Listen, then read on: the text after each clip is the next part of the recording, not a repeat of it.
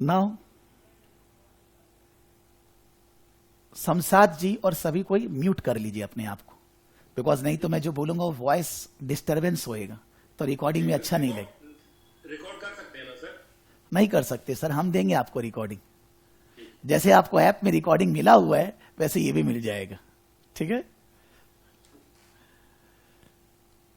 और वीडियो को भी स्टॉप वीडियो कर देना हो सर, है, जिससे कि डिस्टरबेंस ना हो। आपको जब भी चालू करना हो you can start your audio video, there is no problem. Now 1 से 1.5 घंटा पहले मेरे को बोलने दीजिए। For next 1.5 hour let me say, and then whatever your doubts and all that are there, Maharanwa, Lochan and what you say Saurabh, because I mean to say Shamshad जी आप तो exam नहीं दे रहे हो, बिकॉज आप अभी अभी ज्वाइन किए हो, तो आप एक फिलर ले रहे हो, तो आपके लिए एग्जाम का प्रेशर नहीं है, लेकिन इन तीनों के लिए एग्जाम का प्रेशर है, ठीक है। Yesterday I took extra class for strategic business reporting, even though there is no change in the syllabus, but वहां पर क्या आया है इंस्टीट्यूट वो, बिकॉज 2 ही चेंजेस है प्रोफेशनल लेवल में। एक स्ट्रैटेजिक बिजनेस लीडर में प्री सीन मटेरियल पहले से दिया जाएगा, और एक स्ट्रैटेजिक बिजनेस रिपोर्टिंग में जो फर्स्ट क्वेश्चन आता है, in that first question they are asking the pamphlet based presentation. Pamphlet मतलब आपको मान लीजिए पीएल अकाउंट दिया हुआ है, कल मैंने सॉल्व कराया था क्लास में। पीएल अकाउंट में sales, cost of goods sold, admin, selling, then gross profit, operating profit, finance income, expenditure, profit before tax, tax PAT, then profit attributable between parents, share holders, NCI, अलग अलग दिया हुआ है।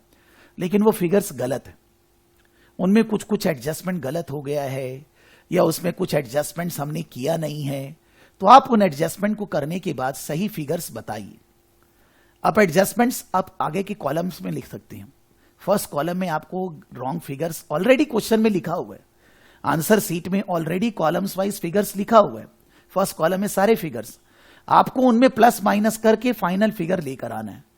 मान लीजिए जब मैंने क्लास कराई, so there was an adjustment relating to foreign subsidiary, उसका फॉरेन सब्सिडी है, उसमें कुछ फॉरेन करेंसी ट्रांजैक्शंस वगैरह फाइनेंशियल स्टेटमेंट को चेंज करना है, तो इन दैट केस उसका फिगर्स हम लोग के पीएल अकाउंट के फिगर्स के अंदर इनकॉर्पोरेटेड नहीं है। अब वो अदर कॉम्प्रिहेंसिव में आएगा, वो पीएल का कौन सा आइटम में आएगा, वहां पर आपको प्लस माइनस करना है। कॉलम वाइज मान लीजिए 4-5 एडजस्टमेंट है। पहला कॉलम फॉरेन एक्सचेंज, दूसरा कॉलम हेजिंग, तीसरा कॉलम अनरियलाइज प्रॉफिट, ऐसे करके 4-5 एडजस्टमेंट है। आप वो एडजस्टमेंट जिस जिस फिगर के साथ होगा करिए, फाइनल फिगर निकालिए, खत्म। मैं ऐसा नॉर्मली समझता हूं कि ये पहले के जो सिस्टम था उससे ये इजी है। इसका 2 कारण है। जब when normally you all are working, तो जब हम लोग काम करते हैं तो हम लोग एक्सेल में ही काम करते हैं, फिगर्स हम लोग को एक्सेल में ही सब निकालने पड़ते हैं।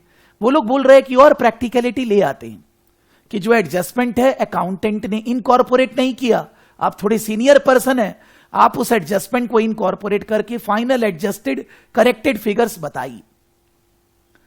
पहले हम लोग को ऐसे नहीं देता था, पहले हम लोग को पूरा पीएल अकाउंट बनाने नहीं देता था टिल जून 2023 एग्जाम, सितंबर से चालू हुआ, यानी कि नया चेंज है। तो उस केस में जब वो लोग पीएल अकाउंट बनाने देते नहीं थे, खाली गुडविल निकालो, खाली you can say foreign exchange का रिजर्व निकालो, या कोई इंपेयरमेंट लॉस निकालो, अनरियलाइज प्रॉफिट निकालो, पहले खाली वो देते थे।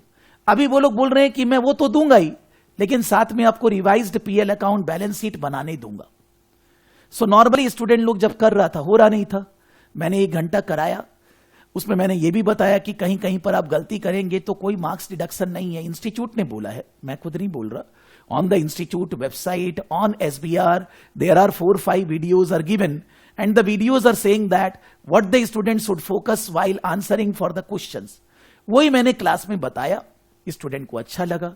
लेकिन फिर लास्ट में जब डिस्कशन होने लगा, तो सर मैं फाइनेंशियल इंस्ट्रूमेंट्स भूल जा रहा हूं, सर मेरे को डेफर्ड टैक्स याद नहीं रहता है, सर कोई कोई क्वेश्चंस ऐसा आता है जिसमें ध्यान ही नहीं आता है, कौन सा आईएएस आईएफआरएस है समझ में नहीं आता है, कैसा करे वगैरह। ठीक है, उसके लिए भी डिस्कशन किया गया, समझाया गया, उन लोग को बुद्धि दिया गया।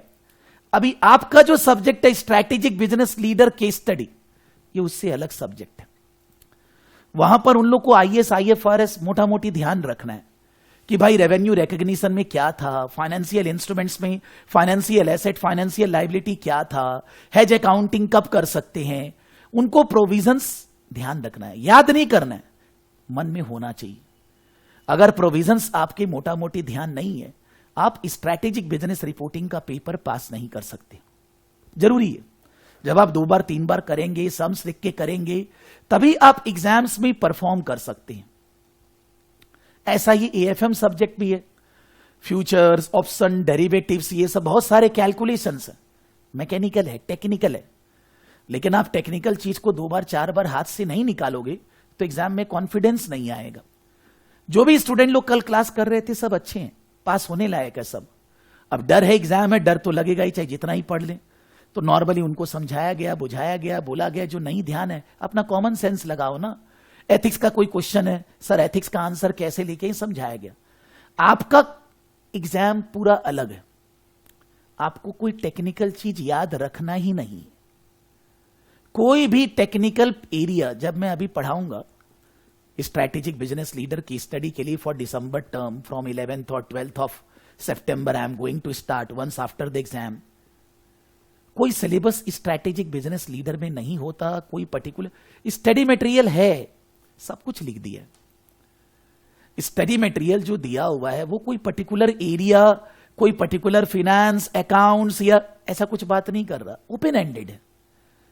मतलब इस तरह का सिलेबस में अगर हम लोग चीजों को याद करेंगे, या हम लोग जैसे एसबीआर और एएफएम में प्रोविजंस को ध्यान रखते हैं, वैसे ही strategic business leader and APM exam clear नहीं किया जा सकता, because it will be high burden on you. Last में अभी मैंने वेडनेसडे को एपीएम का आखिरी क्लास लिया था, एडवांस परफॉर्मेंस मैनेजमेंट। एक स्टूडेंट अच्छा पढ़ती है, Sudipta, she was said telling that कि सर मान लीजिए क्वेश्चन जीरो बेस बजटिंग का है, तो मैं ध्यान करने लगती हूं कि जीरो बेस बजटिंग में मैंने क्या एडवांटेज और डिसएडवांटेज पढ़ा था।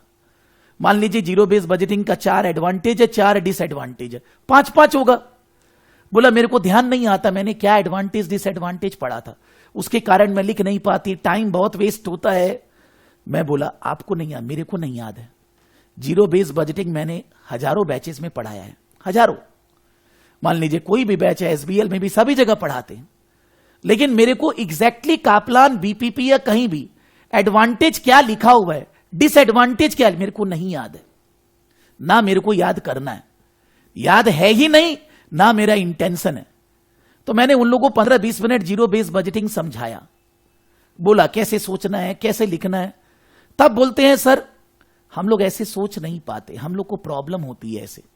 तो मैं बोला आपको प्रॉब्लम क्यों हो रही है, क्योंकि आप जीरो बेस बजटिंग का एडवांटेज डिसएडवांटेज याद कर रहे हो, आप बियॉन्ड बजटिंग का एडवांटेज डिसएडवांटेज याद कर रहे हो। तो उन्होंने अलग अलग टॉपिक बोला, zero base, then beyond budgeting, then they asked about IT से रिलेटेड जो अलग अलग सिस्टम है, decision support system, executive information system, expert system, transaction processing system. मैंने अपने तरह से उनको समझाया, बताया। मैं बोला मेरे को ना तो कभी कुछ याद हुआ है ना हो सकता है, because it is not something which is SBR और AFM where the technical study is there, जहां पर आपको प्रोविजंस मोटा मोटी याद तो नहीं करना है, ध्यान रखना है। एसबीएल और एपीएम अलग सब्जेक्ट है, इसमें आप कोई चीज याद करने के लिए कभी चेष्टा करिए ही मत। आप करेंगे तो you will not be getting success. आपका माइंड कितना चीज याद करेगा, you will not be able to produce the outcome which is required in the exam. यानी कि आगे बढ़ने से पहले सबसे पहला काम है ये चीज को डिस्काउंट करना है कि आपको अगर कोई टॉपिक में कोई प्रोविजंस, कोई भी चीज आप एसबीएल में पढ़े नहीं याद है, मेरे को आपसे पहले नहीं याद है, आपको क्या याद होगा। इतना सारा मान लीजिए सिलेबस वाइज 25-30 टॉपिक दिया हुआ है, मेरे को एक भी टॉपिक का एक पैराग्राफ का एक लाइन भी नहीं याद है, फिर भी मैं आप लोग को पढ़ा रहा हूं, क्योंकि मैं रेडी हूं, प्रैक्टिकल ओरिएंटेड हूं। मैं समझ के रखा हूं कि बिजनेस प्रॉब्लम्स वो लोग देंगे और मेरे को बिजनेस प्रॉब्लम्स का सॉल्यूशन ढूंढना है। That is my objective, that is I am teaching. Normally ये तो अपना एक नॉर्मल बैच नहीं है ना। जब मैं एसबीएल की क्लासेस लेता हूं, जैसे अभी मैं लूंगा, तो मैंने जब मई जून के लिए क्लासेस ली, I am not asking Maharanwa, that we will discuss later, because I said 1.5 hour give me and then I will hear all of you. तो महारानवा जी, जब आप बार बार आंसर्स लिख कर दिए आपने हर आंसर लिखा होगा। मैंने core area A B C D E, फिर उसके बाद mock paper A B C, मोटा मोटी 8 पेपर मैंने कराया। मेरे को जहां तक ध्यान आता है आपने 8 का आंसर लिख कर दिया, 8 आउट ऑफ 8। जब आप 5-6 का आंसर लिख दिए तब आपका आंसर बहुत अच्छा जाने लगा, क्लास में one of the highest marks आप स्कोर कर रहे थे। तो आपने मेरे को पूछा कि सर रैंक कितना में आता है, तो I was giving you out of 100 63-64 marks. मैंने बोला रैंक आता है 75-80 नंबर। तो आपने बोला सर यानी कि मैं रैंक से बहुत पीछे हूं, रैंक तो नहीं आ सकता मेरा। तो मैंने बोला मैं थोड़ा कंजर्वेटिव हूं मार्क्स देने में, मे बी आपको 63 हो सकता है 65-66 आ जाए, लेकिन हां रैंक की तारीफ नहीं है, उसके लिए और इंप्रूवमेंट करना होगा। तो आपने और ध्यान लगाया। नॉर्मली आप एग्जाम के टाइम पे, एसबीएल का एग्जाम के टाइम पे बहुत कॉन्फिडेंट थे, और मैं भी था, not you. I have written institute का डिटेल में महारानवा विल पास, जो मैं बोलता हूं। जब मैं पढ़ाता हूं तो मैं इंस्टीट्यूट को जब डिटेल देता हूं, हर स्टूडेंट के सामने मैं लिख देता हूं पास होगा कि फेल होगा। इंस्टीट्यूट रिजल्ट, एग्जाम बाद में होगा, मेरे को पहले से मालूम होता है। फिर आपने एग्जाम दिया, आपने फोन लगाया, हम लोग बात किए कि सर मेरा 15 मार्क्स छूट गया, 85 मार्क्स का पेपर ही मैंने किया। मैंने क्या बोला, फिर भी आप पास हो सकते हैं, लेकिन 15 नंबर थोड़ा ज्यादा हो गया, कि 15 मार्क्स छूटना नहीं चाहिए। मे भी 2-4 नंबर छूटे चलेगा, 15 मार्क्स छूटने से थ्योरी पेपर में 85 में 50 लाना will be slightly difficult. May be you are a very good student, आपका मार्क्स 48 या 49 आया। आप अगर वो 15 नंबर में कुछ भी थोड़ा बहुत करते, 1 या 2 नंबर आ जाता, पास हो जाते। यानी कि you put your efforts, you were fully prepared, but it was a bad luck. You couldn't pass the exam, that was a bad luck. Bad luck मतलब हम लोग के हाथ में 95%, 5% गॉड के हाथ में। May be I am very well prepared, but exam में दिमाग नहीं चल रहा है। अगर उस केस में हम फेल होते हैं, उसको मैं जीत ही मानता हूं, बिकॉज फेल हुए not because of proper efforts, not because of preparation, fail हुए because of bad luck. But there are students who are failing the exams not because of bad luck, because they have not given proper efforts. तो जब मैं एक normal batch में classes लेता हूं, मैं continuously आप लोगों से आंसर लिखाते जाता हूं, उसको इवैल्यूएट करता हूं, मार्किंग करता हूं। मान लीजिए स्टूडेंट गलत लिख रहा है, खराब लिख रहा है, उसको गाइड करता हूं। जब इतने सारे लोग आंसर लिख लिख कर देते हैं, सबका चेक कर करके देता हूं, तो एक दूसरे से कंपटीशन चालू होता है, यार ये तो लिख पा रहा है, मैं नहीं लिख पा रहा। वो प्रतिस्पर्धा, वो कॉम्पिटिटिवनेस ही आपको एग्जाम पास करने के लिए तैयार करती है। इसका मतलब कभी ये नहीं होता कि जो मॉडल आंसर वो हम लोग लिख देते हैं, वो कभी नहीं लिख सकते। उसके लिए भी मैं हर बैच में बोलता हूं कि मान लीजिए कोई क्वेश्चन हम लोग क्लास में डिस्कस कर रहे हैं, हम लोग ऐसा मानते हैं कि मान लीजिए हम लोग को 20 मिनट 25 मिनट पे क्वेश्चन का आंसर एग्जाम में लिखना है, लेकिन जो मॉडल आंसर वो 5-6 घंटा में लिखा गया है। एक आदमी नहीं लिखा है, 10 आदमी मिलकर लिखे हैं, सबको अपना अपना आंसर लिखे, उसको साथ में लाया गया, मोल्ड किया गया, बहुत सारा गूगल, चैट जीपीटी और स्टडी मटेरियल वगैरह सबको रेफर किया गया, फिर वो मॉडल आंसर आया। हमको अगर वो सब मिलेगा, हम उससे भी बढ़िया लिख देंगे, उससे भी सुंदर। और अगर वो आंसर लिखने से ही नंबर मिलता तो आज तक सबको लोग फेल होता। स्टूडेंट रैंक भी लाया है, इंडिया रैंक, वर्ल्ड रैंक, ऐसा थोड़ी ना कि रैंक नहीं लाया, खाली पास ही हुआ है। लेकिन कोई स्टूडेंट वो नहीं लिख के आया जो मॉडल आंसर में लिखा हुआ है। तो जब आप मॉडल आंसर को पढ़ रहे हैं, आप अपने आप को डाउन मत करिए, आप मॉडल आंसर से सीख लीजिए क्या चीज सिंपल था जो मैंने नहीं सोचा, क्या चीज मैंने ठीक से नहीं लिखा, कौन सा पॉइंट है जो मैंने कवर नहीं किया, मेरा आंसर एकदम अलग है, उनका अलग है, मैं कैसे आंसर लिख रहा हूं, आपको वो देखना है। मार्किंग गाइडलाइंस क्या है, मेरे को उसमें नंबर मिलेगा कि नहीं, आपको ये ध्यान देना है। लेकिन ये मैं अभी कितने सब्जेक्ट के लिए करूं, बिलीव करिए। एसबीएल वाला बोलता है मेरा आंसर चेक करिए, एसबीआर वाला बोलता है मेरा आंसर चेक करिए, एएफएम वाला बोलता है मेरा आंसर चेक करिए, ऑडिटिंग वाला बोलता है मेरा आंसर चेक करिए। आप बोलेंगे सर आप अकेले हैं इसलिए। सर जहां पर 20 टीचर है वहां कौन सा चेक होता है, मेरे को पता है, I know, because competitor analysis तो हम भी करते हैं ना, बिजनेस है। मैं ये नहीं बोल रहा कि वो खराब है कि अच्छे हैं, क्वेश्चन या टीचर्स का नहीं है। क्वेश्चन ये है कि जब मैं कोई सब्जेक्ट आपको क्लास में करा रहा हूं, आपको उस टाइम पे वो सब्जेक्ट को पढ़ना चाहिए। मान लीजिए लाइव क्लास नहीं कर पा रहे, रिकॉर्डिंग के साथ साथ रहिए, you are not able to attend the live class, but always do the recording, ask your doubts, do the homework, do the assignments, जिससे कि वो सब्जेक्ट आपका मेरे साथ साथ कंप्लीट हो। ऐसे भी तो हम लोग एक बार में 2 एग्जाम देंगे ही नहीं, मुश्किल है। शमशाद जी, आप अगर सोच रहे हो, मान लीजिए मेरे को पीएम और एसबीएल दोनों देना है दिसंबर में, तभी होगा जब आप जोर से पढ़ाई चालू कर दिए हो। अभी फीलिंग नहीं आएगा कि प्रॉब्लम होगी, जब एग्जाम 15-20 दिन पहले आएगा ना, तब प्रॉब्लम होगी। इसको देखें कि उसको देखें। सीए के अंदर होता क्या है, 4 एग्जाम देते हैं ग्रुप, एक में देखे दूसरा गायब, दूसरा देखे तीसरा गायब। ये प्रॉब्लम तो हम लोग एसीसीए में पैदा कर रहे हैं ना, अगर हम एक साथ एक से ज्यादा एग्जाम दे रहे हैं। It is not easy, syllabus is not less. आपको अगर एक से ज्यादा एग्जाम देना, आपको डबल पढ़ाई करनी है, और एग्जाम के टाइम पे प्रेशर दुगना होएगा आपके पास। तो आपको यह ध्यान देना है कि जब मैं एक सब्जेक्ट पढ़ा रहा हूं, आप उसको मेरे साथ साथ पढ़िए। अगर वो सब्जेक्ट में लाइव नहीं ले रहा हूं, आपको डाउट क्लियर किया जा सकता है, लेकिन आपके लिए वो सब्जेक्ट पूरा मैं कैसे टाइम निकालूं, कहां पे लाऊं? जो सब्जेक्ट चल रहा है, मान लीजिए हम एपीएम पढ़ते नहीं है, अब मैं एपीएम पढ़ा दिया, अब आप एपीएम दिसंबर के लिए पढ़ने लग जाएंगे, तो आपको उल्टा क्यों करना है? जब मैं ऑलरेडी एसबीएल दिसंबर के लिए पढ़ाने वाला हूं, तो आप एपीएम ही पढ़िए ना। अभी आप दूसरा सब्जेक्ट को रिलेट करना चाहते हैं, यानी कि आपको उल्टी गंगा बहानी है, तो उसमें प्रॉब्लम तो आएगा ना यार। I will be able to clear your doubts. There are so many students. आप मेरा व्हाट्सएप देखेंगे तो डाउट से भरती है। किसी का ऑडिटिंग का डाउट है, किसी का टैक्सेशन का डाउट है, कोई पीएम पूछ रहा है, कोई एफआर पूछ रहा है, कोई एएफएम पूछ रहा है, कोई एसबीएल पूछ रहा है, कोई एसबीआर पूछ रहा है, और एपीएम और टैक्स का जो क्लासेस चल रहा है वो तो पूछ ही रहा है। मैं किसी को ये थोड़ी ना बोल रहा मैं डाउट नहीं बताऊंगा।